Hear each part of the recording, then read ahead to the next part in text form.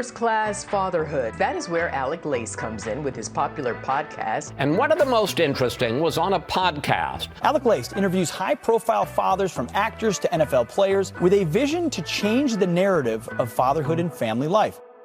What's doing, everybody? I'm Alec Lace. Thank you for watching First Class Fatherhood, a family-made media podcast. And today I have a real big honor of welcoming Dr. Gad Saad to the podcast. He is an evolutionary behavioral scientist. He is a professor of marketing at Concordia University.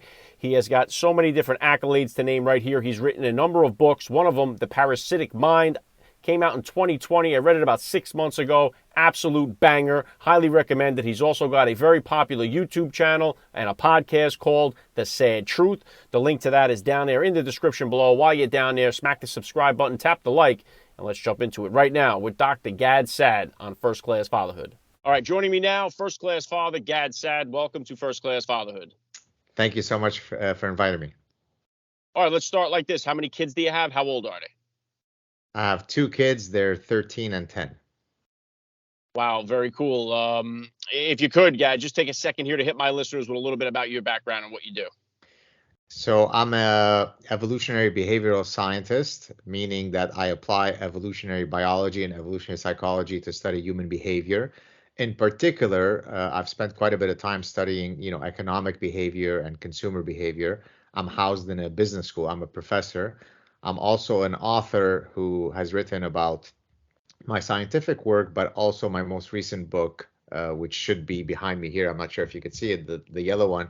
The Parasitic Mind was a book on how, bad ideas, idea pathogens, parasitic ideas, they first flourish in university settings, and then they eventually proliferate to every nook and cranny of society. So I'm both a professor and someone who weighs in on ideas within the public sphere. Yeah, I love what you do. We're going to jump in a little bit more into the parasitic mind in a second. But if you could, then take me 13 years back. How old were you about then when you became a dad? And how did that experience change your perspective on life? Right. I was 44, so I was, quote, an old dad. But it was by choice in that my wife and I have been together for 23 years. But we decided to wait. And in retrospect, today, I know that we should live without regret, but I maybe regret that my kids are not number 3 and 4 rather than number 1 and 2. I would have loved to have a larger family. How did it change me? In every possible way. I started being afraid when I would get on a plane that the plane would crash. I never thought about that before I had children. I never worried about that. So it certainly changes your, day-to-day calculus.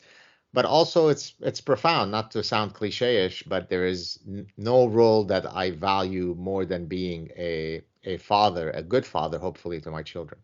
Yeah, very well said, Gad. And yeah, two things on what you said there. My father had me when he was 50, so I was the last for him, and I understand that kind of relationship and how that goes. But also, too, I agree with you there. Like, my wife and I don't want to ever fly on the same plane to go somewhere together, just in case, God forbid, something happens. Our kids now are orphans. We'd rather go separate flights to get to where we're going. This way, it gives us twice the shot. That's the kind of way that mind kind of shifts. Yeah. How many kids do you have? We have four. Oh, 4. Wow. Yep. Yeah. 16, 15, 11, and 8 at the moment here. All just started school actually today, tomorrow. This is their week back to school. And now, obviously, you at 13 and 10, you're right there in the thick of it, too. And obviously, in the parasitic mind, you go into this whole thing about the infectious ideas, killing common sense, the whole bit at the college level. But we're starting to see that, Gad, at the grade school level as well. Are you noticing that with your kids and the kind of, I don't want to say indoctrination, but the kind of messaging that they're kind of getting from the school systems, even at that younger age now? Oh, yes. So my daughter now is out of elementary school, but at the time, about 2 years ago, one of her science, I think it was her science teacher, I might get some of the details wrong, but one of her teachers had the BLM, whatever flag or something. And so I had written to the principal saying, look, of course, people in a free society have every right to advertise what their political beliefs are, but there is a line to be drawn when you're an educator. Even someone like me, who's a public figure, who is a professor, I make a clear distinction between my role when I walk in as a professor and some of the positions that I take in the public arena, right? So I don't mix these two roles. And so I argued to the principal that it was not up to the teacher in question to advertise to the kids about BLM and so on. The principal tried to fight back, but perhaps not coincidentally, about a day or two later, that BLM flag was off. So I do see it happening, and I think that every parent has a role to play in trying to unindoctrinate their kids. Yeah, and it's true. We're seeing that all over the place. It just seems like they do these. It's a tough time for parents that are trying to fight back against these kind of things that are just being. I know here in Jersey, 2 years ago, they added anal sex to the eighth grade curriculum.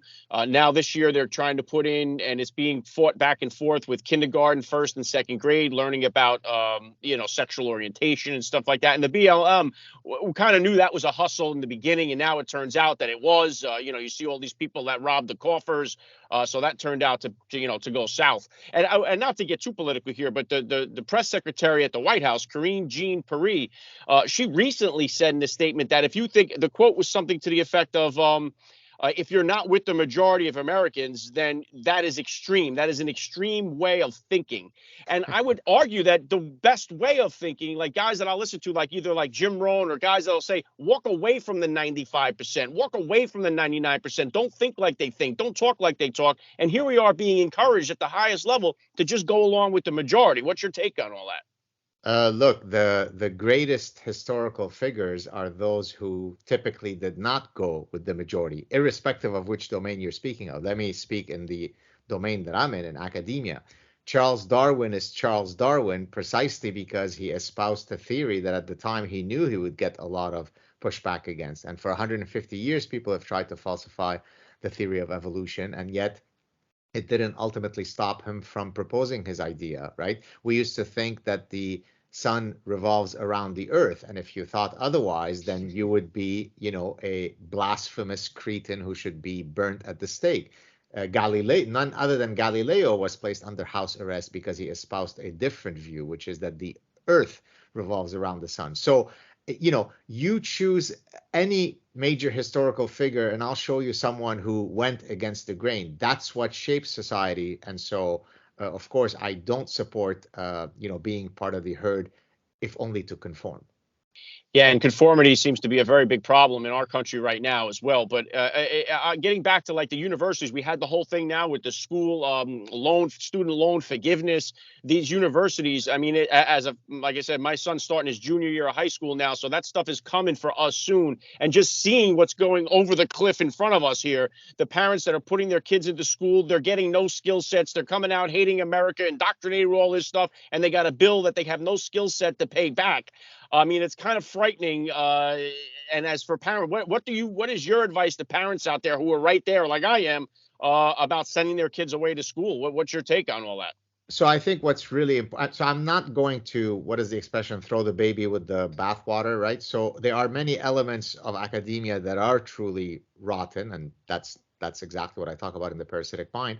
But of course, academia is still, an institutional structure that results in great outcomes, right? All the great thoughts ultimately in one way or another do come out of academia. So I think what I would tell your children and any other parents who are listening to the show, choose your schools carefully, choose your discipline carefully, right? So if you're studying, underwater lesbian dance therapy and you're spending $80,000 a year on that, well, then that might not be a good thing. So, and I don't mean to imply that it has to be practical knowledge. I don't mean to imply you only have to go to the business school or medical school or law school. You can study Shakespeare, but in a way that truly enriches your soul, that makes you a well-rounded, well-educated individual. So don't give up on academia, but be very careful in terms of which schools they attend, which professors they sign up with, which disciplines they take. Because as you said, ultimately you're dishing out a lot of money. You want to make sure to get a return on investment. And the only way to do that is to be very proactive in seeing what it is that they're choosing as topics to study. Yeah, and what's fascinating too, Gad, is that like all these, like the original, I would say, self-help book or psychology, philosophy book, the Bible, the Tao Te Ching, certain of these works. I even heard you on with Rogan talking about Marcus Aurelius. When you listen to all these type of philosophies, there is no such thing as this gender identity that we hear in any of these works, where it's saying, like, for instance, like treat your neighbor the way you want to be treated. It doesn't mention the color of the neighbor, the orientation of the neighbor. It just treats one as all. And that way of thinking, especially it seems like in the college universities. I mean, I have friends that are like former police officers. Kids came out of college. Now they don't even talk because they're so anti-police, and it's like it causes rifts. And I just don't understand how that. When did this entire shift, in your opinion, take place, or has it always happened and we're just noticing it now? When did this begin?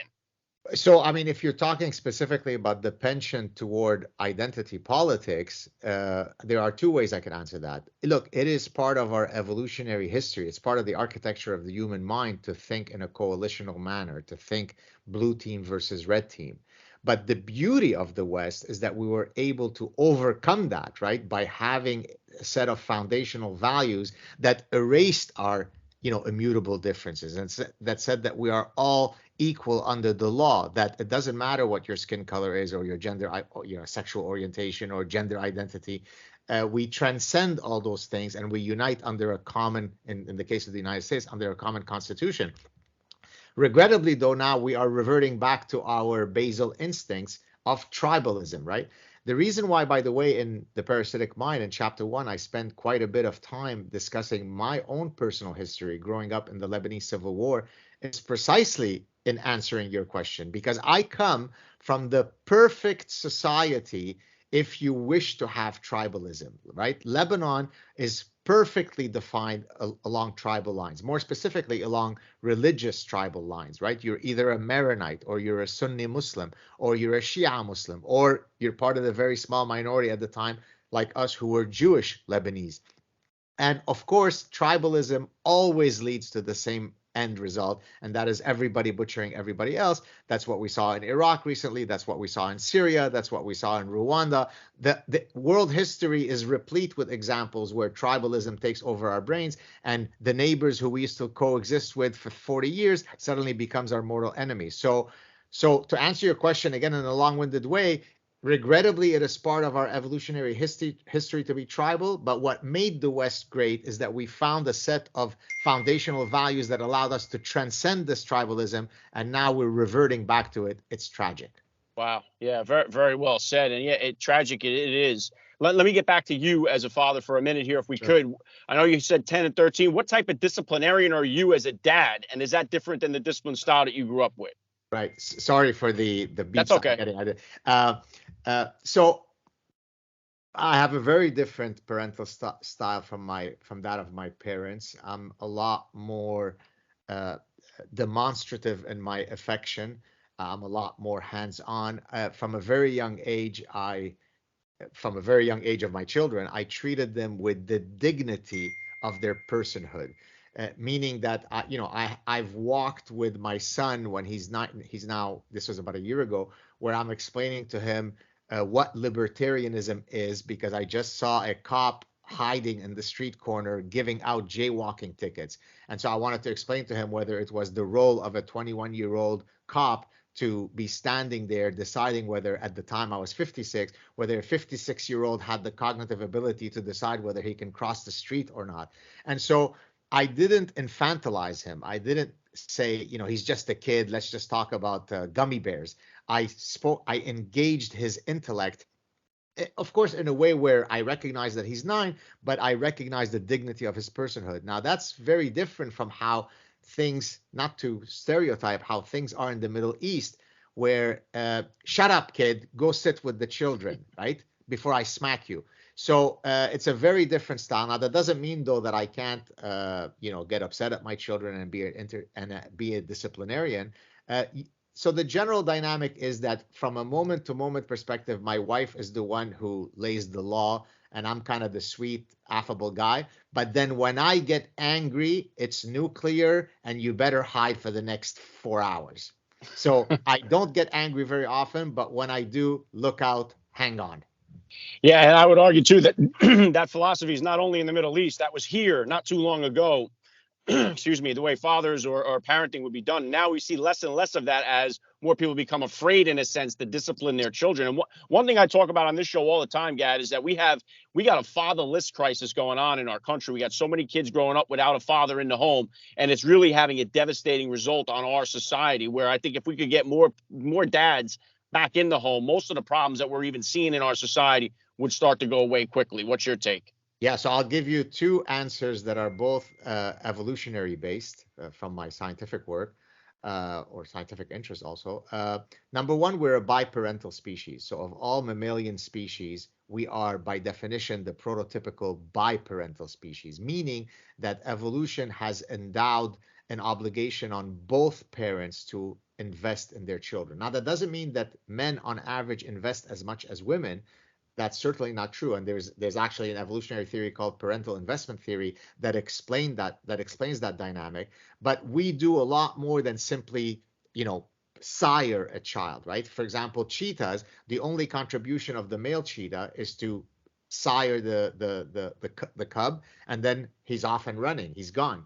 Humans are endowed, as I said, with this biparental responsibility. So that's one of the reasons why, by the way, why we've evolved romantic love between parents, because we need to have the emotional, hormonal, neuroanatomical system that bonds us together long enough in order to be able to see the kid through sexual maturity, right? We have a long juvenile period as humans. It takes many years before you enter sexual reproduction maturity, and therefore it makes sense for us to have evolved this feeling of romantic love so that we could be bonded with this other person.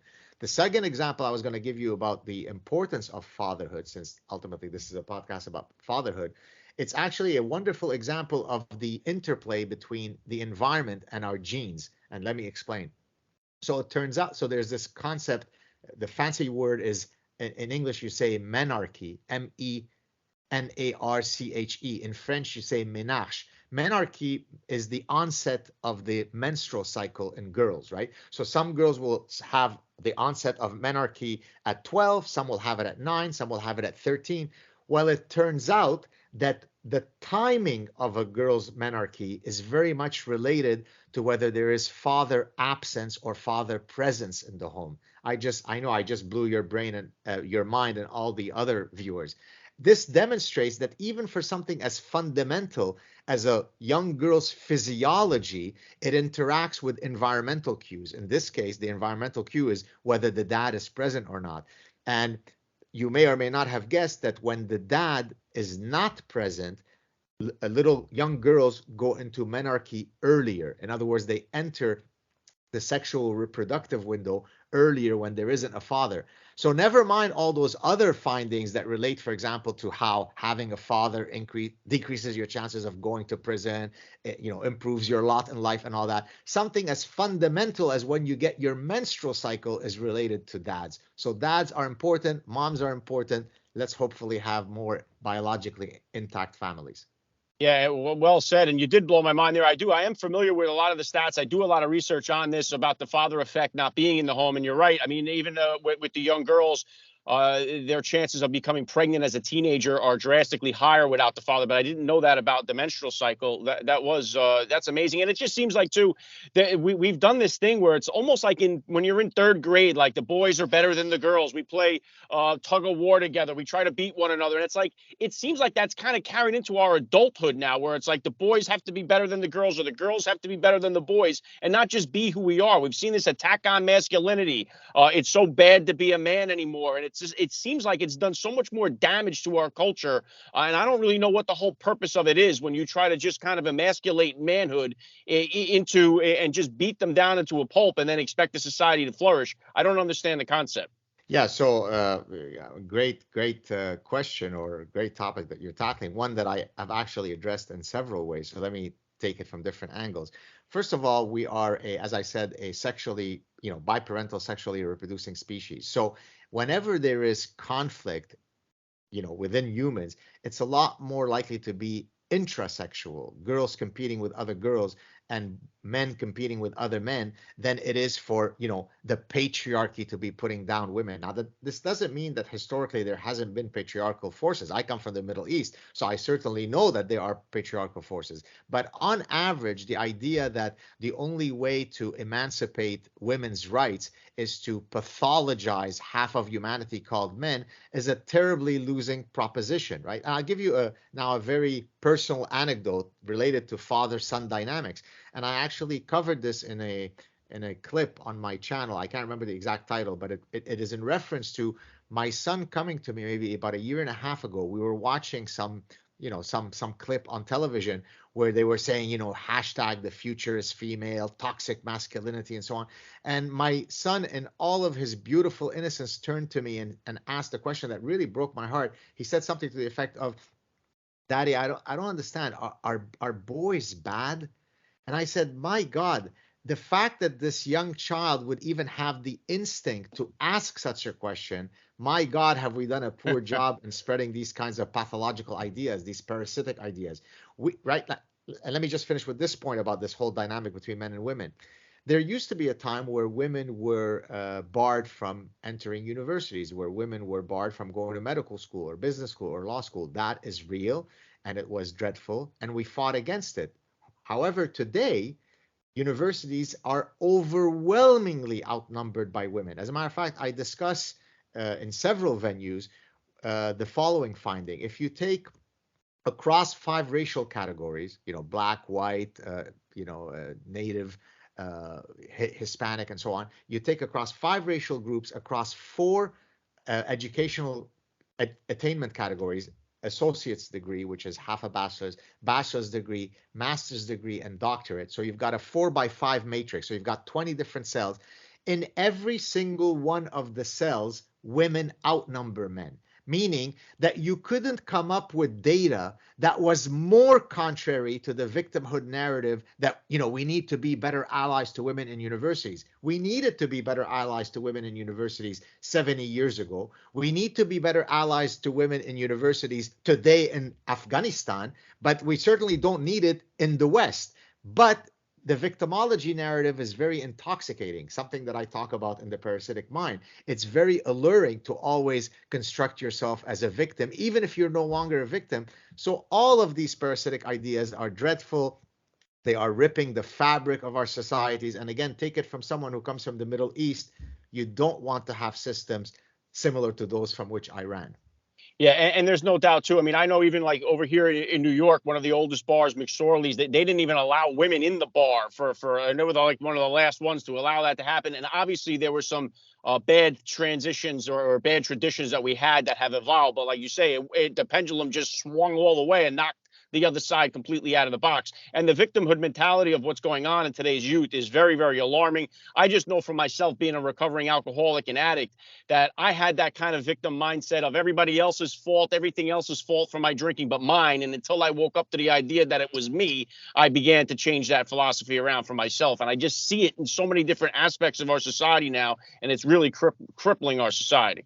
You're spot on. Look, personal agency and personal responsibility is what makes human beings great, right? I mean, otherwise, think about in the past where your happiness, for example, the ancient Greeks at first used to think, well, what is it to talk about happiness? It's the gods who decide whether an individual is happy or not. So it was a very fatalistic view, right? So there's nothing for you to seek in terms of being happy or not. It's written in the sky. It's fatalistic. And then subsequent ancient Greek philosophers tweaked that and said, well, sure, the gods might have something to do with it, but you also have personal responsibility and personal agency in making certain choices that either make you happy or unhappy. And by the way, that's the topic of my next book. That's why it's kind of intimately in my brain right now.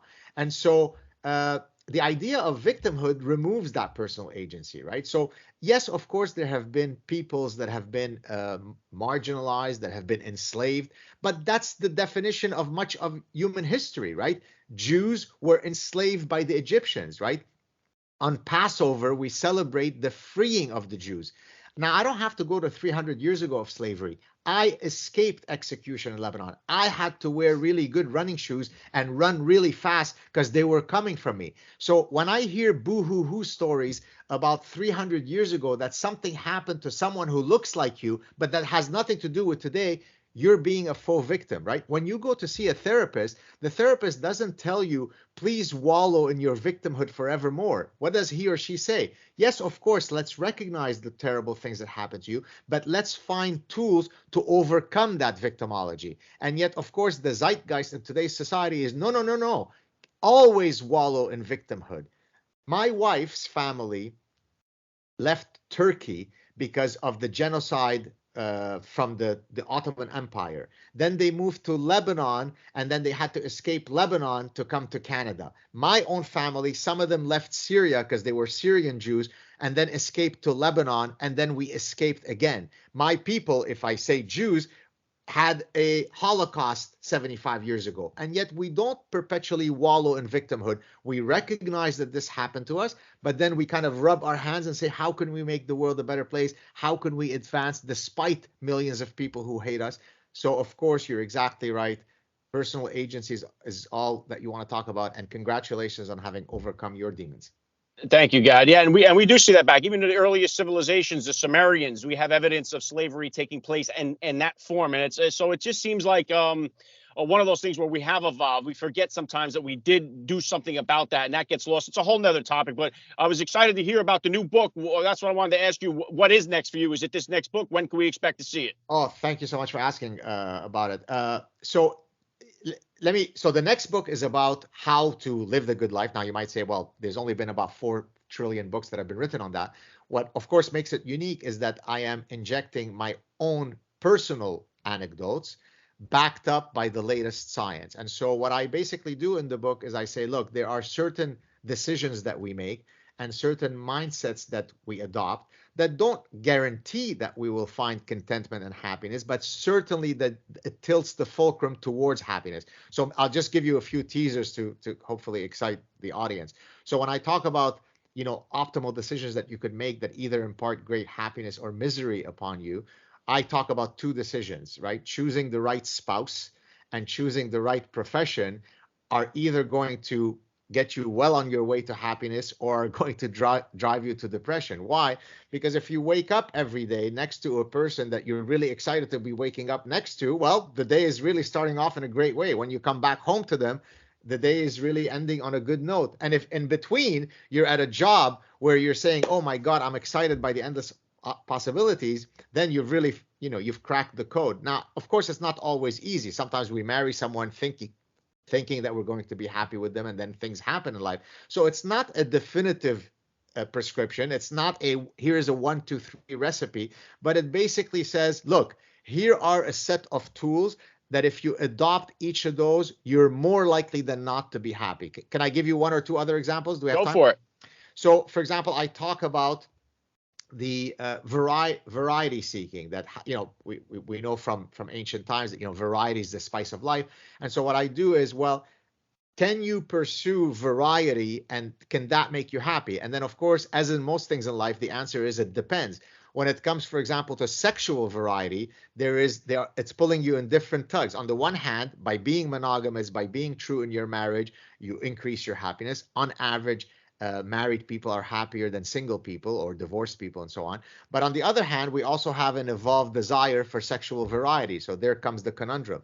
I also talk about food variety seeking, exercise variety seeking, intellectual variety seeking. So for example, I tend to be someone who's very much of an intellectual variety seeker, meaning that I'm not a stay in your lane professor. I don't only know one small thing and I can out-talk anybody on this one small bullshit thing, but if you ask me about anything else, I'm a complete babbling idiot. No, I could talk to you about art history, I could talk to you about music, I could talk to you about literature, I could talk to you about religion, in addition to my areas of specialization. And I think that ultimately, we have this big prefrontal cortex that needs to be nourished, and one of the ways that you nourish it is by having a variety of experiences that nourish that big brain of yours. So I give all of these different examples. I hope that people will like it. Well, I'll tell you what, I'm pumped up for it. It sounds awesome. And we definitely need more stuff like that because you're right. And I just think I think that, like I said, getting back to the fatherless crisis, I just think if we could try to get our families back and strengthen our nuclear families in this country, boy, I think that will put us on the right track. So I'm looking forward to the book myself. Last thing I want to hit you with here, I love to ask all the dads that I get on the podcast, what type of advice do you have for that new dad or for that about to be father who's out there listening? Okay, well, two things. Number one, prepare to have a sizable dip in your testosterone. And again, that's another one of these gold nuggets from evolutionary psychology. It turns out that when a father is expectant, he's about to have a child, or immediately after having a child, there's a huge drop in their testosterone level. Now, of course, from an evolutionary perspective, that makes sense because you want to have a different Darwinian pull that's pulling you towards your child, right? If all you're thinking about all day is sex, if all you're driven is by your libidinal drive, then maybe your child will go unattended. So nature has solved that problem for us by having us have a drop in testosterone. So that notwithstanding, the advice I would give is be present, right? As I said, from the earliest of age possible.